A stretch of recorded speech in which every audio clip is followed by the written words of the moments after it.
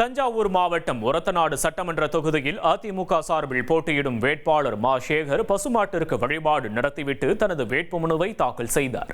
கூட்டணி கட்சி நிர்வாகிகள் மற்றும் ஆயிரக்கணக்கான தொண்டர்கள் புடைசூழ மேலதாளங்கள் முழங்க ஊர்வலமாக வட்டாட்சியர் அலுவலகத்திற்கு அவர் வருகை தந்தார்.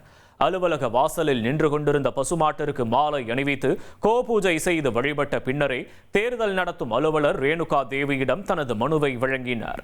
இதனைத் தொடர்ந்து செய்தியாளர்களிடம் பேசிய அவர், விவசாயிகள் நிறைந்த இந்த தொகுதியில் அவர்கள் பயன்பெறும் வகையில் எடப்பாடி பழனிசாமியின் கவனத்திற்கு கொண்டு சென்று பல்வேறு புதிய பாசனம் மற்றும் வேளாண் திட்டங்களை நிறைவேற்றுவேன் என அவர் உறுதியளித்தார்.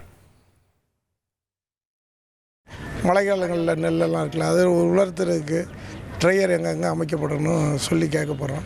நம்ம அரசு சட்டக்கல்லூரி கொண்டு வரலாம் அப்படின்னு கேட்க போகிறோம். அதுக்கடுத்து நம்முடைய விவசாயி உற்பத்தி பண்ணுற அனைத்து ஜாமான்களும் விவசாயிகள் அரசு மூலம் ஒரே இடத்துல வாங்கிறதுக்கு, விதை நெல்லை வாங்கிறதுக்கு எல்லாம் ஒரு இந்த பகுதியில் ஒரு அதை அமைக்கணும். ட்ரெண்டை ஃப்ரெண்ட் ஆக்கிக்கோங்க. தந்தி டிவியின் சப்ஸ்கிரைபர்ஸ் அண்ட் ஃபாலோவர்ஸ் குடும்பத்தில் நீங்களும் இணையுங்க.